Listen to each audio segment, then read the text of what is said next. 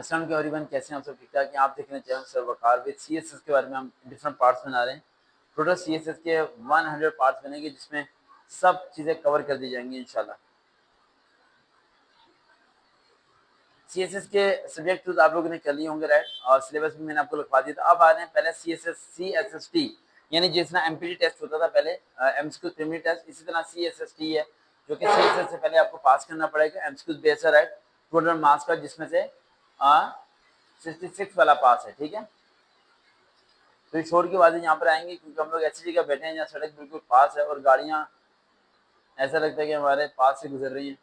ठीक है, तो परेशान नहीं होना। ठीक है, अच्छा मैं कुछ चीज़ें लिखवाने लगा हूँ। सबसे पहले आते हैं इंग्लिश कॉम्प्रिहेंशन, ग्रामर, वोकैबुलरी वगैरह राइट। उनके मतलब जो एमसीक्यूज आ सकते हैं सारे एमसीक्यूज बेस होगा। डिड, डू, डज, लिख लिया। डिड, डू, डज, इन तीन के बारे में आपने यूज के बारे में पढ़ना है, समझना है कि डिड का यूज करते हैं, डू का, डज। अब कहीं से बहुत आसान है, तो एमपीटी तो आसान ही होता है भाई। लास्ट में एमपीटी टेस्ट की जितने बच्चों की तैयारी की थी सारे पास हो गए थे। अब सीएसएसटी नाम रख दिया गया। आसान है, लेकिन इसमें भी काफी बच्चे फेल होते हैं। वो बच्चे फेल होते हैं जिनकी ग्रामर जरा भी थोड़ी बहुत भी अच्छी नहीं होती। अच्छा, सिनम्स कौन कौन से? सिनम्स तो जितने भी आप याद कर लो वो आते ही नहीं है। ठीक है, U R O A I, I repeat again, U R O A I, इनसे स्टार्टिंग में जो फेमस सिनम्स हैं उन सबको पढ़ लेना। उसके बाद हम बात करते हैं एरर की। एरर क्या होता है? कोई भी सेंटेंस दिया होगा उसमें पूछा जाएगा कि इसमें एरर क्या, इसमें गलती क्या है। जैसे कि he is senior than me, वो मेरे से बड़ा है। अब क्या आना चाहिए? ही इज सीनियर देन या मी, कौन सा अल्फाज है जो गलत है? It should be senior to me आना था, not than. Words like senior, junior, inferior, superior take to, यानी कि यहाँ पर सीनियर देन मी नहीं आना था बल्कि सीनियर टू मी आना था। तो कौन सा ऑप्शन हुआ? सी, सीनियर देन। ये क्या है? एरर है, इसकी मिस्टेक है। यहाँ सीनियर देन नहीं, सीनियर टू आना था। समझ आ गया? यहाँ पर इस तरह करके आपने मिस्टेक्स निकाली। जिस तरह पहले सेंटेंस करेक्शन होती थी ना, कि सेंटेंस दिया हुआ, करेक्ट सेंटेंस कौन सा है वो आपने करना है, अब वो नहीं। अब इन्होंने कह दिया कि आप एरर्स फाइंड आउट करें कि इसमें गलती क्या है। वॉज गलत लगा है, इज गलत लगा है, वर्ब की फॉर्म गलत लगी है, क्या मिस्टेक है, उस मिस्टेक जो है उसे हाईलाइट करना आपने। ठीक है, एक मिनट वेट करें।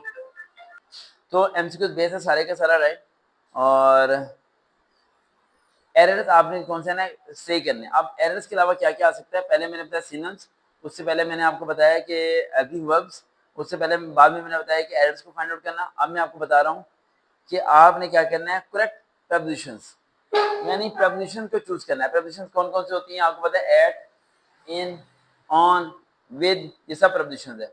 She is good dash mathematics, क्या आएगा? She is good at mathematics. समझ आ गया? अब आपने good at is the correct preposition phrase. आपने प्रपोजिशंस की प्रैक्टिस करनी है भाई। अब आप लोग क्या करोगे? ये तो मुझे आता है, इज आर एम वगैरह लगाना आता है, ये तो बहुत मुश्किल काम है ही नहीं, आसान काम है, मैं तो कर लूंगा। ऐसे नहीं होगा भाई। गूगल पे गूगल पे सर्च करो और उसे प्रॉपर्ली पढ़ो, उसे रिसर्च करो, उसके बारे में मीनिंग लिखो उर्दू में, फिर जाके होगा। उसके अलावा क्या क्या है?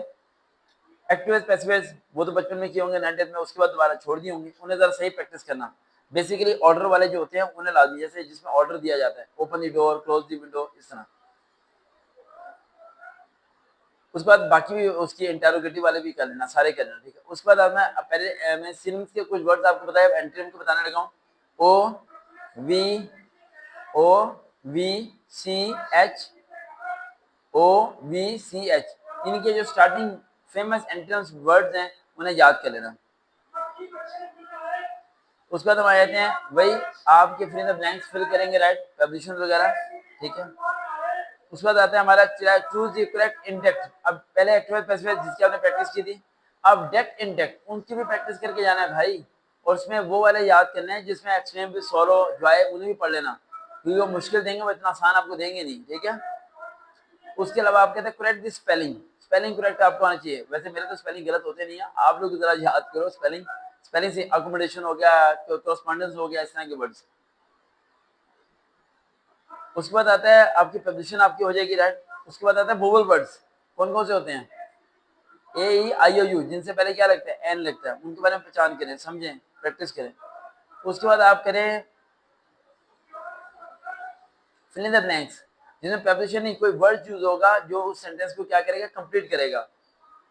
सीनम मैंने आपको ऑलरेडी बता दिया, एंटोनिम बता दिया मैंने आपको, ये बता दिया, एक्टिव पैसिव हो गया, डेफिनेट हो गया, स्पेलिंग करेक्शन हो गया, एरर्स हो गया, सेंटेंस कंप्लीशन हो गया।